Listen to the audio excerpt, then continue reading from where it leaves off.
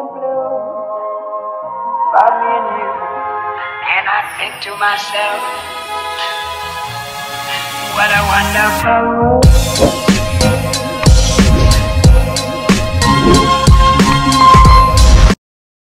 Hello po mga kabayan. So tumawag si Jeffrey kasi parang may problema daw sa school niya. So ito, nag-ring ulit. Hello. Dito? Oh, anong problema? Hello. Hello. Hello po. Hello. Punta ka muna sa hindi maingay. Pasok ka dun sa lugar na hindi maingay dyan sa school nyo. Yung walang masyadong sasakyan. Sige po. Kasi hindi kita marinig eh.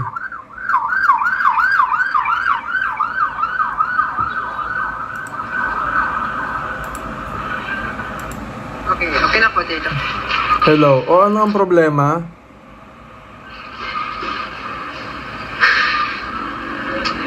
Ha? Anong problema? Kasi dito sa nag-announce lang naman po yung yung president namin. Nag-announce yung president nyo? President ng ng school? Sabi niya na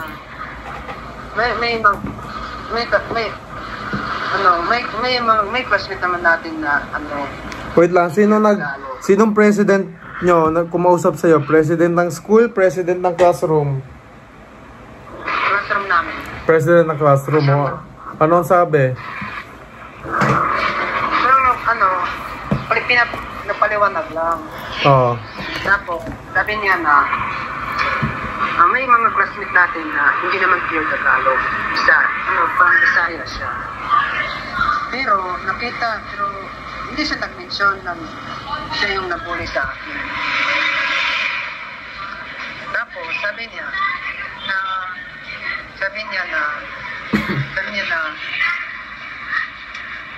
kapag nakita niya daw na kapag marami doon naka-observe sa akin kapag magsalita daw may mga tinatawan daw nila ako sabi niya yun. Tapos marami po yung naka-observe kasi kapag magsalita daw ako tumatawan so kasi yung tropa ko din po dito, yung nakita mo, na kapag mag-spin ako, tumatawa sila. So hindi ko alam, natutuwa ba sila, o hindi ko alam, ano ba yung nila, kaya babulin mo yung ginagawa nila, or ano, kasi hindi ko alam talaga, pero hindi ko nakita, hindi ko. Pero yung tumatawa sa akin, na habang nag-spin ako.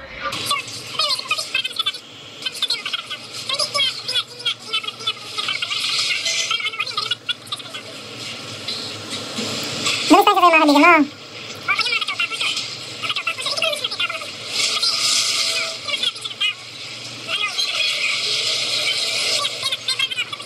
Talaga dito. Ano yun? Kaya pag hindi ako makakonsentrate. Makinig ka. Hindi lahat ng tao mapiplease mo na pakisamahan ka ng maayos. Iba-iba ang mga tao. Hello. Nawawala ko yung signal. Kasi nasa school siya ngayon. So, tumabag siya parang hindi daw siya makapag-concentrate. So, hindi ko alam bakit nawawala yung signal ko. Tawagan po. Tayo na po yung tumawag sa kanya. So, magandang gabi. Gabi na po ngayon mga kabayan. So, asama ko na si Jeffrey. So, kanina narinig yung pag-uusap namin. At ano ba yung nangyari sa school mo kanina?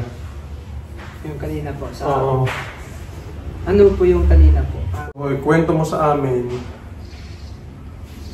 kung ano yung nangyari sa school kanina. Bakit ganoon yung tawag mo? Ano ba nangyari sa'yo? Ikaw ba ay binubuli sa school o ano? Hindi naman po sa ganun yung about sa yung sa bullying po. Nag-ano po yung president namin. President na? Opo, napaliwanag po. Pero hindi wala naman po na mention. President ng? School. Classroom. President ng school? Classroom. Oh, president. Ibig sabihin, classmate mo din ito. Opo. Tapos sa paliwanag lang siya. Pero wala naman siya binabanggit na tao, wala naman siya binabanggit na ano. Yung sabi na lang na, yung parang kahit na ano, kasi yung may classmate naman tayo na like sa mga Bisaya, hindi pure na Tagalog. It means yung Bisaya. Akin na yan. Yung Bisaya kasi parang dalawa lang kami yung Bisaya. Opo. So sabi na doon. Tapos about sa mga ano, kasi sinabihan natin ng mga teacher na yung ganyan about sa mga bullying, huwag natin gawin yan. Kasi yung sinabi mo na may sinasabi na verbal bullying and physical bullying. So ano po yung sa amin kanina? Nakinig naman po ako at ano po.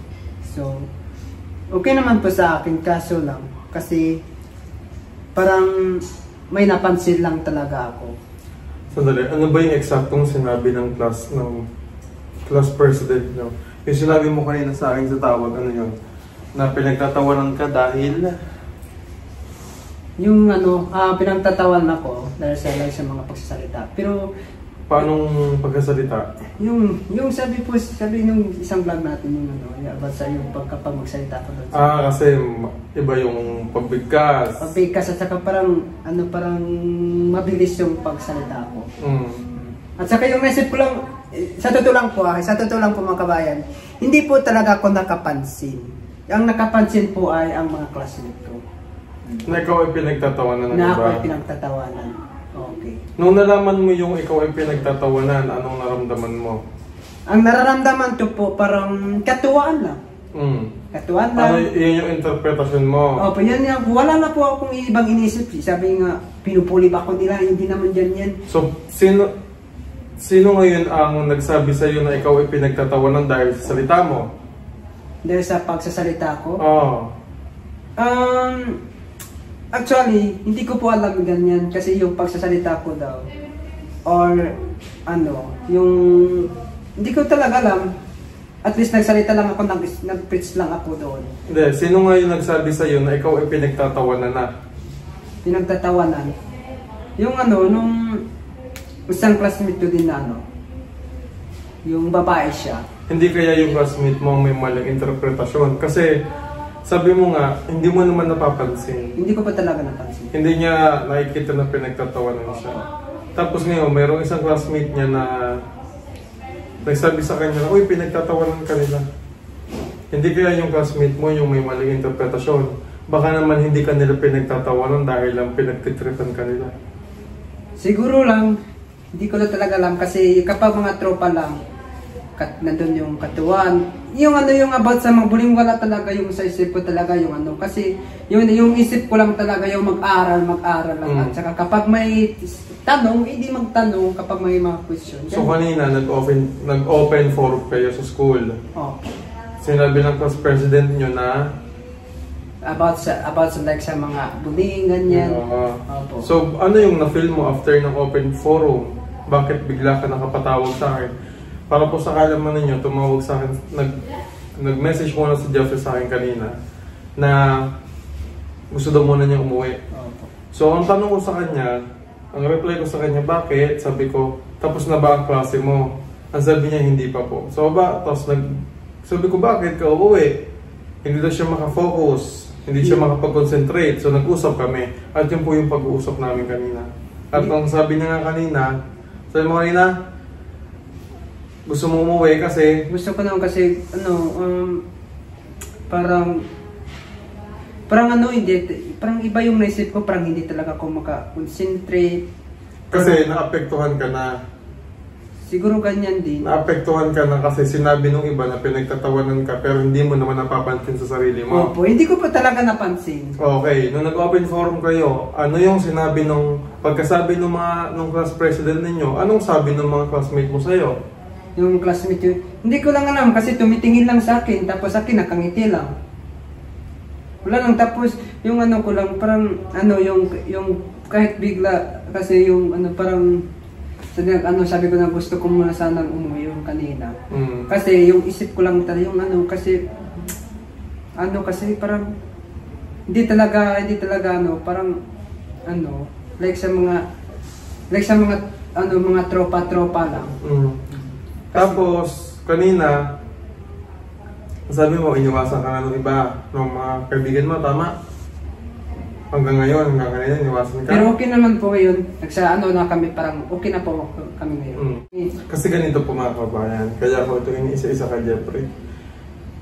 Kasi sabi ko sa kanya, hindi ka pwede magpa-apekto sa mga ganyan. Oo, hindi biro ang bullying. Pero tinanong ko siya, ikaw ba yung nakaramdam ng pambubuli? Hindi daw. Na parang naapektuhan lang siya doon sa sinabi ng mga classmate niya na siya ay binubuli, na sinabi ng ibang classmate na siya daw ay pinagtatawanan.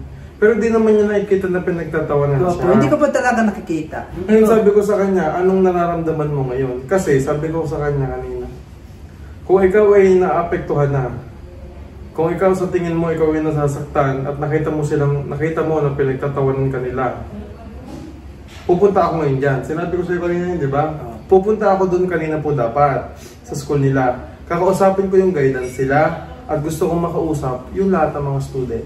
Pati yung parents siguro. Kakausapin ko lahat ng mga estudyante kung yung guidance sila at yung professor nila doon. Nang sa ganun ay ma-address natin yung issue.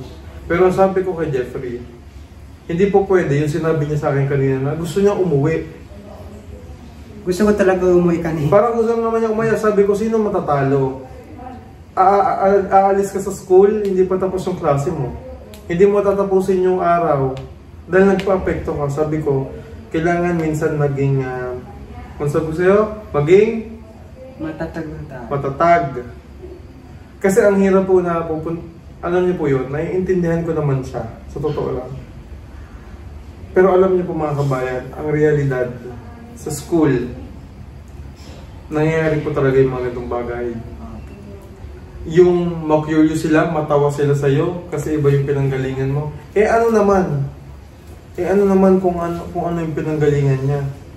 Sabi ko nga sa kanya, ano naman kung Bisaya accent ka? Ano naman kung hindi ka Tagalog? Bakit? Ano ba yung kayang gawin namin mga Tagalog na hindi mo kayang gawin? Nagagawa mo din naman yung mga nagagawa namin eh. Huwag kang magpapa-apekto. Kasi pag nagpa-apekto ka, ikaw ang talo. Gusto niya umuwi. Pero, kung palaging ganyan, what more pa yung mga susunod? Baka sumuko ka na naman. Siguro. Kasi, para siya kami, sa totoo lang, ito po yung word, pasensya na. Para siyang bata kanina na nagsusumbong sa akin. At nung inassess ko, kasi ang hirap po na ang hirap kasi na magagalit din ako na, bakit niya binubuli si Jeffrey ganyan?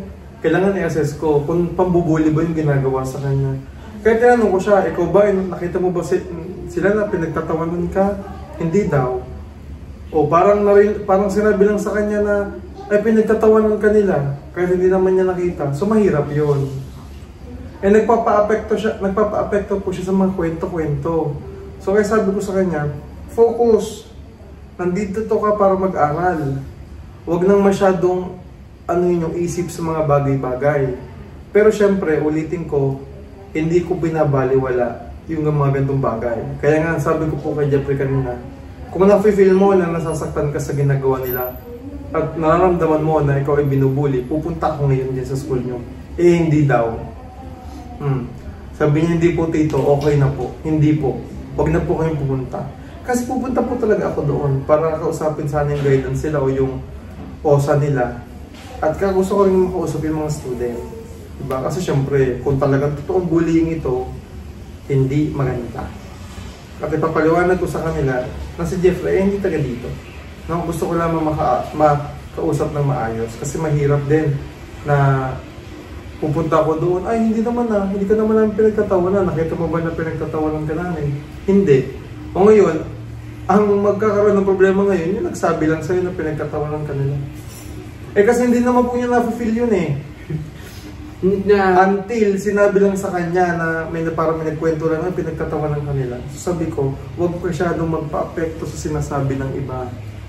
Normal sa school yan. At kung mahina ka talaga sa mga ganyang bagay, mahina yung loob mo sa mga ganyang bagay, palagi ka na lamang nilang gaganyanin. Kung totoo man palagi ka nilang gaganyanin, palagi kang matatakot, at palagi kang aayaw sa lahat ng bagay. Kanina nga gusto nang umuwi. Pag sabi ko, sinong talo? Pag umuwi ka. Ikaw! Gusto ko na sana umuwi mo. Kasi ano, parang parang nakaupo lang ako tapos ay, wala na akong inisip talaga.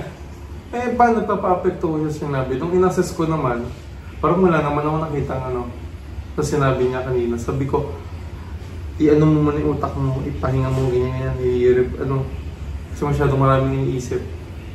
Alam nyo, ngayon lang uli kami nag-usap ni Jeff, dahil medyo may mga ginagawa rin ako. Pero kahapon, may mga pinag-usapan kami ito. Lagi naman kami nag-usap. At alam niya yan, hindi ko kasi lahat ng kino-content namin. So may mga personal kami, mga advice sa kanya, pag-uusap, sa amin eh. At alam niya yun. At alam niya na para sa kanya yun. At palagi ko sinasabi sa kanya, kailangan matatag ka. Oh. Pero ngayon, okay na. Okay na po kami. Okay na kayo? Opo, okay na po.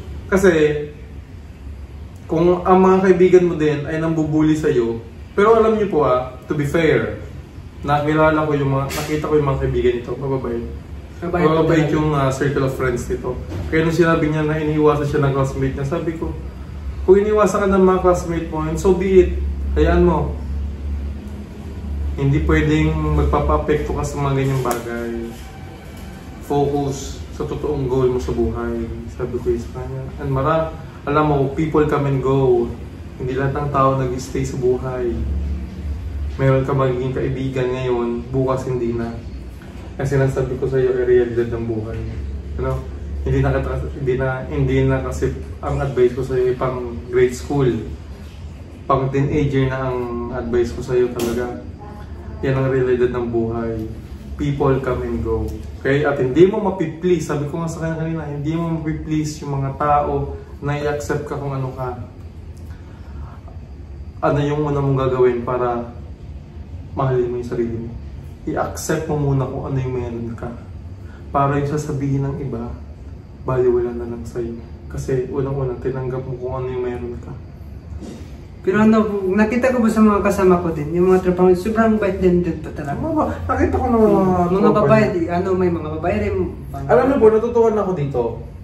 Dahil kahit pa paano, ay natuto na rin mag-commute. Kaya lang, yung mga tinuturo namin sa kanya na kung paano siya makakatipid sa pag-commute. Kasi naikwento ni Kuya John, medyo sablay pa siya ng konti doon. Magaling na po siya mag-commute, nakakapasok na siya ng school mag-isa. Umuwi na siya ng school mag-isa. O, diba? So, marunong na siya mag-commute. So, nakakapasok. Kailan lalabas ang resulta ng exam niyo? Result ng exam namin. Oo. Muna nandun na sa bag ko ngayon. Andiyan na resulta? Opo. Lumabas na? Lahat po ng by subject. Score? Nasaan patingin? Doon pa sa bag. Asa na bag mo? Doon sa... Kukunin mo. Titinan ko ang tingnan resulta. natin. Oo. Kukunin ko ang resulta ng mga exam. So yun po mga kababayan, dahil nag-exam si Jeffrey nung nakaraan, so ito lumabas na yung mga resulta ng exam niya at 29 sa mata. i-review natin at syempre din natin yung mga scores niya, di ba? So mathematics. Okay. Pasad naman yan. Okay lang. Di ba ito lang yung naalam? Pero dito wala na. Sa mga solving, problem solving. Ganyan na. Sa mga sign. Anyways, yung galingan mo pa ang mapagbuti ang pasusunod. Yung yung ito, kinagyan yan eh. Magaling kasi ng mga ganito. Ang problema dun lamang sa Solving. okay, mathematics. 29/50. 25 yung... Bago susunod. Ano naman tong subject? Ano yan? ICT? IT. IT. IT. Okay, so Marami 23/40. Pero yung parang highest 25. Ang highest 25. Hindi ko lang. At least naka-23 ka, malapit din dun sa pinaka-highest niya. 28. Hindi ko lang. Yun yung namin. Ano ang subject to? Yung Filipino.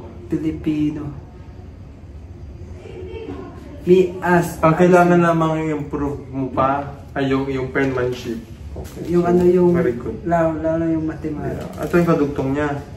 Kadugtong. Filipino rin yan eh. 13/15. Oh, very good. Liit na mga score. 8/10, mathematics. Filipino? Bakit may math? Yan talaga ito, perfect sana. Oh. Naka-8 lang. Hindi ko lang check. At least, diba? At least nakikita mo natin, nag-sisipag yun ang pag-aaral niya. Hindi pa kukumpleto yung subject. So, yung iba hindi pa daw na-checkan. So, kukunin din natin. STP at saka Yung mga mabababa ngayon, di ba next time, kailangan medyo tumaas ng konti. Basta huwag lamang babagsak. Ha? hindi tayo Basta pasado, walang pero problema. sabi na yung sa math, yung kanina, tinitingnan namin yung sabi ng pass kami lahat. Pass kami lahat. At saka yung Huwag pala, at least, diba? So, babay lang tayo at sa least, mga, diba? babay lang tayo magkabal sa mga report. Report lang tayo. Umpisa pa lang naman eh. Tapos mga AC, ganyan doon tayo babawi sa mga AC, Alam nyo, report. kasi medyo magulo pa yung isip nito. Ang dami pa nitong mga pinag-iisip ng mga bagay-bagay. Ngayon, nag-usap naman na kami doon. Kasi sabi ko, kailangan focus ka lang. No, kaya naman, di ba? Kaya Kaya? Kaya naman po, kayong ngayong focus na talaga kung Kay Tita Jasmine, kay Tita Debbie, and kay Sir Roel Puni. Nakapag-exam na po siya, no? And base naman po sa mga exam niya, ay pasado naman. At babawi naman si Jeffrey. Mas tataas pa next. Try. Walang problema kung ano yung kayanin. Basta walang bagsak, walang problema. Diba? Basta siguraduhin lamang na hindi huwag pabayaan yung pag-aaral. Kasi syempre, nakakaya unang-una kay Pugong Bihero. Pangalawa, sa mga sponsors at sa mga subscribers natin nakasuporta sa inyo. Kaya naman, maraming salamat po sa inyong lahat sa walang sawang pagsuporta, mga kabayan. Pasensya na ho at ngayon lang kami ng pag-update dahil busy rin po kami at may mga ginagawa po kami. Pero nagpapasalamat kami sa walang sawang suporta na binibigay niyo po sa amin. So yun po muna at palagi po mag-ingat, mga kabayan. Bye! Bye po! Solar Christmas light. Yan, ito po yung PB Team Solar. At kung gusto nyo pong mag-avail nito, ganito po itsura niyan. Yan. Hirap ikabit. Tapos 50 meters to, mas pinatibay yung kanyang mga wire. Tapos at the same time waterproof na siya. So ito ibibilad lang natin ito. Yan, kasama nung mga Christmas light. Or pwedeng ito lang yung ibilad mo. Ito lang, natatanggal siya. So para iwas lang, para hindi siya masyadong mabasa ng ulan. Diba umuulan na, pwede nyo nang itago. Ito lang yung ibibilad nyo sa araw.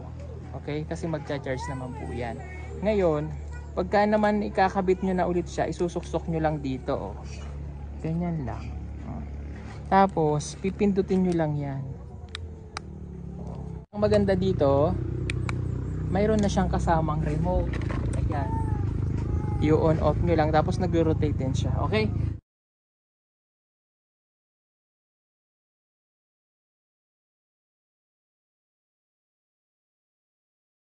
Ang maganda lang talaga dito, mga kababayan, may ganito siya. So halimbawa tapos na yung Christmas, tatanggalin nyo na ulit. Ito lang gagamitin nyo, itatago nyo ito dahil dito nyo siya iikot.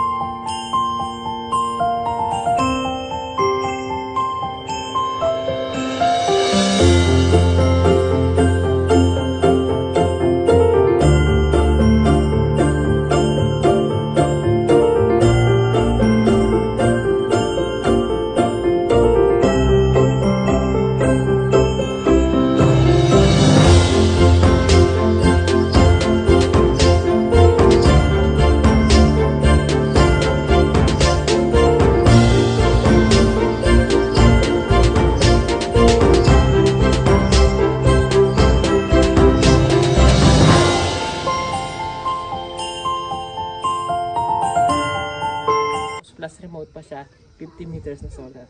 Pag pinindot ko siya, deep ka. Ang ganda, no? Gamit yung remote, makokontrol nyo na po yung pag ilaw-ilaw niya. Halimbawa, gusto niyong baguhin, i-reset nila. Pwede niyong pindutin yung number 1, number 2, 3. Pasko na, magandang mag-design tayo ngayon ng solar, nakasave na sa kuryente, safe pa siyang gamitin, waterproof, at pwede rin pong pang-camping. Kung kayo po ay, halimbawa, mahilig kayong mag-akit sa bundok o mag-beach, gumagamit kayo ng mga tent, gusto nyo may decoration habang kayo natutulog sa gabi, ayan o, tingnan yung ginawa namin. O, kumukuti-kutitap ang gabi. Find me and you, and I think to myself, what a wonderful world.